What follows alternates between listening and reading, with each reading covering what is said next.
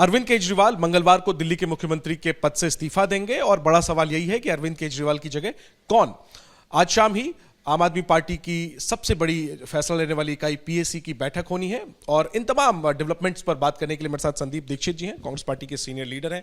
जिस तरीके से केजरीवाल ने ऐलान किया कि वो अब मुख्यमंत्री पद से इस्तीफा देंगे और जनता के बीच जाएंगे, कि जनता से पूछेंगे कि आप बताएं कि मैं ईमानदार हूं कि नहीं, ये जो एक मास्टर स्ट्रोक कह लें आप, इस पर आपको क्या कहना है? और अगला मुख्यमंत्री कौन होगा, इसको लेके कई नाम चल रहे हैं, इसको लेकर के आप देखो, तीन बातें हैं। पहली चीज तो मैं ये कहूंगा कि मुख्यमंत्री के पद से कोई इस्तीफा नहीं है, मुख्यमंत्री का इनका पद ही नहीं बचा है।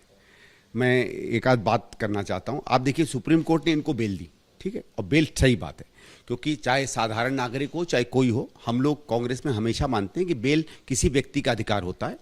आप कोर्ट आपको अभियुक्त मान ले, आपको गलत मान ले, आपको सजा दे दे, अलग बात है, और उस बात का हम स्वागत करते हैं। और कई बेल दिए जाते हैं, हेमंत सोरेन जी को भी बेल दिया गया, उसके बाद वो मुख्यमंत्री बने और पूरी मुस्तैदी से अपना काम कर रहे हैं, उनका कोई अधिकार कम नहीं हुआ। लेकिन इनके केस में क्या कहा सुप्रीम कोर्ट ने? कहा कि आप फाइलें नहीं देखेंगे, आप कुर्सी पे नहीं बैठेंगे, आप दफ्तर नहीं जाएंगे। इसका मतलब है कोर्ट ने इन पे अविश्वास अपना मत जो है रखा है। इसका और कोई मतलब नहीं होता है। जैसे सरकार में होता है ना, अधिकारी सस्पेंड हो गया, अधिकारी बने हो क्योंकि तुम्हारी हम नौकरी नहीं ले सकते, लेकिन फाइल नहीं देख सकते, दफ्तर नहीं जा सकते। इसका मतलब है कि आप पर कोर्ट को इतना भी विश्वास नहीं है कि आप मुख्यमंत्री रहकर कोई भी सही काम करोगे। दूसरा, वो जनहित में भी निर्णय लेता है। इसका मतलब सुप्रीम कोर्ट को लगता है कि दिल्ली को केजरीवाल की जरूरत नहीं है। एक तो ये बात मैं स्पष्ट कर दूं, ठीक है, नहीं तो इस तरह के जजमेंट का क्या मतलब है। एक और चीज उसमें इसने कही कि आप इंटरफेयर नहीं करेंगे गवाहों के साथ। मतलब सुप्रीम कोर्ट को मानना पड़ा कि एक संवैधानिक पद पर रहता हुई व्यक्ति को यह चेतावनी देनी पड़ेगी कि बदमाशी मत करना, गलत काम मत करना, ठीक है। आप भी देखो, सवेरे आपको अगर डांट पड़ती है माँ बाप से, तब पड़ती है जब माँ बाप को शक होता है कि आप कोई गलत काम करोगे। तो कोर्ट ने तो क्लियर कर दिया है कि उनके हिसाब से ये आदमी लायक ही नहीं है मुख्यमंत्री बनने का। और जब ये फाइल नहीं साइन कर सकते, दफ्तर नहीं जा सकते, तो देखिए, सेवा तो तब भी हो सकती है, मेवा नहीं होता है पॉलिटिक्स का।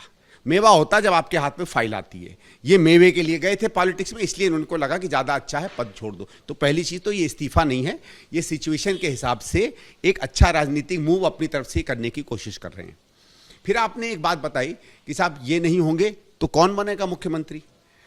उसमें कोई फर्क नहीं पड़ता। देखिए साहब, तमाम हम लोगों ने बहुत, आपने भी देखा होगा, कई जगहों पे मुख्यमंत्री बदलते हैं। कभी कभी उनके आला कमान बदलता है, कभी कभी परिस्थितियों के कारण बदले जाते हैं, जैसे नीतीश जी के कारण हुआ या हेमंत सोरेन के कारण हुआ। और इनमें स्वाभाविक, जब भी आप लोगों की चर्चाएं चलती हैं, चर्चा ये चलती है कि अच्छा राजनीतिक कौन होगा, पॉलिटिकल मैसेज किसका जाएगा, क्या कास्ट कम्युनिटी देखी जाएगी, रीजन देखी जाएगी, काम करने की क्षमता दी जाएगी, इस कारण से लोग चुने जाते हैं। अब इनके यहाँ अरविंद केजरीवाल के अलावा बाकी तो सब, माफ करिए मैं एक शब्द इस्तेमाल कर रहा हूं, किसी को बुरा ना लगे, सब डोमेस्टिक सर्वेंट हैं। सप्लाई डिमांड वाला मामला है और उसके अलावा किसी की कोई औकात नहीं है पूरी आम आदमी पार्टी में। अच्छे लोग हैं, वो भले बुरा माने, वो भले अपने आप को सुरमा माने। औकात जो एक शब्द है, अच्छा नहीं माना जाता है टीवी पे, लेकिन और मैं क्या शब्द इस्तेमाल करूं जब मेरी कम से कम भाषा सीमित है। उनकी और किसी की औकात ही नहीं है।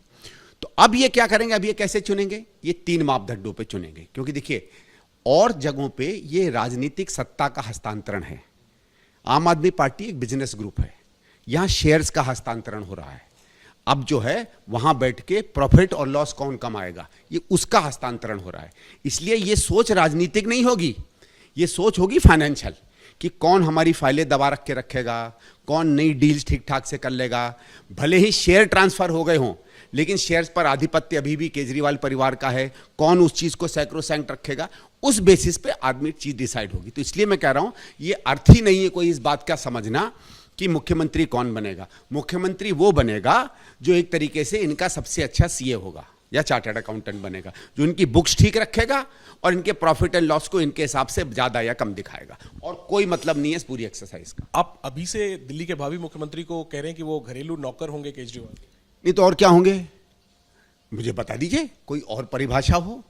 देखिए, ऐसा है ना कि पब्लिक इमेज में आप देख लीजिए, एक्सरसाइज पावर करने में देख लीजिए, इनके यहाँ के संविधान को बदलने की बात को देख लीजिए, इनके यहाँ के किसका पोस्टर में कहा ना, उन सब में और कौन है भाई। और एक और चीज पूछ लीजिए, आप पब्लिक में चले जाइए, आप पब्लिक में कह दीजिए और केजरीवाल कल को आम आदमी पार्टी से इस्तीफा दे दें, तब पता चल जाएगा कितने वोट इनको मिल रहे हैं। तो इस व्यक्ति ने, बात ये नहीं कि एक ही व्यक्ति महत्वपूर्ण होता, लेकिन कुछ व्यक्ति अपने आप को ही महत्वपूर्ण बना लेते हैं। तो अपने कपट से, अपने छल से या अपने पराक्रम से, आप जिस तरह का शब्द इस्तेमाल करना चाहें, इसने बाकी पूरी पार्टी को केवल नौकरी पे रखा है। इनके वॉलंटियर्स सरकारी तमाम जगहों पर वॉलंटियर बन के पैसा कमाते हैं, कोई स्कूल मैनेजमेंट कमेटी में, तो कोई एलजी वो स्पीकर साहब के यहाँ वो दिल्ली डेवलपमेंट कमीशन में। तो कमीशन का और वॉलंटियरिज्म का पूरा मामला है। तो जब है और जब आदमी सिर्फ धन के लिए या रेम्यूनरेशन के लिए या सत्ता के लिए किसी के साथ है, तो नौकरी है ना, और तो कुछ नहीं है ना। और नौकरी में प्रोफेशनलिज्म नहीं है तो फिर डोमेस्टिक सर्वेंट। और दिलचस्प बात है इसमें, लोग मनीष सिसोदिया को केजरीवाल का उत्तराधिकारी सालों से देखते आए हैं, लेकिन कल जब अरविंद केजरीवाल ने अपने इस्तीफे के बारे में ऐलान किया कि वो इस्तीफा देंगे और लोगों के बीच जाएंगे, उन्होंने अपने साथ साथ मनीष सिसोदिया को लेकर के भी ऐलान कर दिया कि मनीष जी भी लोगों के बीच जाएंगे, और एक तरीके से मनीष को भी बाहर कर दिया रेस से। इसको आप कैसे? ये देखो, इसमें हो सकता है कुछ उनका रहा होगा, ये आपस में मिलके तय किया होगा, नहीं मिलके तय किया होगा। लेकिन देखिए ऐसा है, आप चाहे मनीष सिसोदिया की बात कर लीजिए, चाहे इनके जो 2-3 और नाम हैं, वो क्योंकि एक ही आदमी टीवी पे हमेशा नहीं आ सकता, बाकी लोग आते हैं, इसलिए उनका नाम हो जाता है नेतृत्व के रूप में। इनके यहाँ कोई कुछ नहीं है इनके सिवा, क्योंकि हमें तो बहुत से लोग जो आम आदमी पार्टी के मित्र हैं वो बताते हैं कि साहब जैसे ही अगर मनीष सिसोदिया से भी बात करेंगे तो कहते हैं केजरीवाल जी से ही पूछिए, और कुछ नहीं होता है ना। भाई माफ़ करिए, मैं हर व्यवसाय का सम्मान करता हूं, लेकिन आप किसी के व्यक्तिगत घर में जाकर खाने बनने वाले को पूछेंगे भैया क्या बनेगा, तो कहेंगे बीबी जी से पूछ लेता हूं। तो वो बीबी जी और खानसामे वाला रिश्ता है। आखिरी में सर, आप कह रहे हैं कि खुद सुप्रीम कोर्ट ने माना कि केजरीवाल जो है सीएम की भूमिका में नहीं रह सकते, अविश्वास एक किस्म से जताया, लेकिन केजरीवाल जो कह रहे हैं वो जनता की अदालत में जाएंगे, जनता के बीच जाएंगे, और जनता को उन पर भरोसा है कि नहीं है, ये वो लोगों के बीच जाएंगे। ये जो मूव है, ये कांग्रेस इसको कैसे? इसमें क्या है, हर नेता जनता के बीच में जाता है। तुम ही जा रहे हो क्या? मैं अगर 2 बार सांसद था तो मैं क्या कॉन्स्टिट्यूशन क्लब में चुना गया था या इस घर में चुना गया था? मुझे भी तो जनता ही नहीं चुना था। राजनीतिक व्यक्ति जब भी सत्ता लेगा तो जनता के बीच में ही जाएगा, जब भी अपनी साख बढ़ाएगा जनता के बीच में ही जाएगा। आम आदमी पार्टी, मैं कह रहा हूं, इसको इतना बड़ा क्यों माना जा रहा है? साधारण चीजों को देखिए, जिसकी थोड़ी सी माफ करिए सोच समझ कम होती है ना, वो साधारण चीजों को बहुत बड़ी चीज समझता है। दूसरी बात यह है, जो आपने शायद वो सवाल सीधे सीधे नहीं पूछा, लेकिन आप प्रत्यक्ष रूप में आप पूछ रहे थे, ये भी बात कर रहे हैं कि जनता अगर मुझे ईमानदार मानेगी तो मुझे वोट देगी। पहली चीज है, जनता के पास कोई क्षमता नहीं है किसी को ईमानदार मानने की, जनता के पास वो हथियार ही नहीं है। ईमानदार कौन है कौन नहीं है, इन्वेस्टिगेटिंग एजेंसीज और जुडिशरी मानती है। ये इस हिंदुस्तान की प्रथा है। जनता ये चुन सकती है कि उसका नेता कौन अच्छा हो सकता है, उसका सांसद कौन हो, उसका मुख्यमंत्री कौन हो, और इसमें उनको पूरा अधिकार है। और जहां तक क्रिमिनलिटी की बात है, जनता के अधिकार उसके बीच में कोई संबंध नहीं है। इस देश में बलात्कारी भी चुने गए हैं, इस देश में हत्यारे भी चुने गए हैं, इस देश में आतंकी भी चुने गए हैं, इस देश में फ्रॉड करने वाले भी चुने गए हैं, वो लोग जेल जाने के बाद लौट कर भी चुने गए हैं।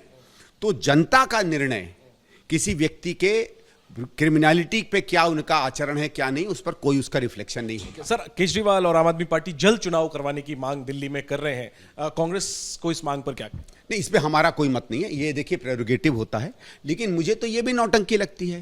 भाई मैं बहुत दिनों से राजनीति देख रहा हूँ। हमारे यहाँ एक चिर परिचित तरीका है कि अगर किसी मुख्यमंत्री को जल्दी चुनाव कराने होते हैं तो सिंपल सिस्टम है, कैबिनेट में निर्णय होता है, और एलजी हो अगर स्टेट का, प्रेसिडेंट हो अगर लोकसभा का, और मेरे ख्याल से दिल्ली में लेफ्टिनेंट गवर्नर हो और स्टेट में गवर्नर हो, तो उसके पास जाता है और कहता है कि भाई आप असेंबली डिसॉल्व करिए और चुनाव करिए। गवर्नर का यही काम होता है, ये तय करना कि क्या कोई वैकल्पिक व्यवस्था संभव है, नहीं है तो मैक्सिमम अगर उसको लगेगा कि नहीं गलत है तो सस्पेंडेड एनिमेशन में डाल देगा। अगर कोई कॉन्स्टिट्यूशनल क्राइसिस है जिसका मतलब है कोई बहुमत नहीं बन रहा, नहीं तो वो डिसॉल्व कर देता। आपको याद होगा अटल जी भी गए थे कि जल्दी लोकसभा के चुनाव हो जाए, कई बार लोग करते हैं। तो आप वो सिस्टम फॉलो करिए, आप अब कैबिनेट बुलाइए, डिसोल्यूशन की बात करिए और आप लेके चले जाइए रेजोल्यूशन एलजी को। अगर दिल्ली में, क्योंकि दिल्ली में कुछ असाधारण शक्तियां हैं, यहाँ के एलजी के पास सिस्टम अलग है, अगर उसके पास इतना अधिकार है कि मुख्यमंत्री की इस मांग को वो नहीं माने, तब आप उसकी बात करिएगा ना। पर कम से कम वो ऑफिशियल सिस्टम जो है उसको तो फॉलो करिए। बाकी आपके मंच के खड़े होने पर थोड़ी असेंबली डिसॉल्व हो जाएगी, आपको एलजी साहब के पास जाना पड़ेगा ना। For exclusive and insightful videos, subscribe to our new channel ABP Live Premium.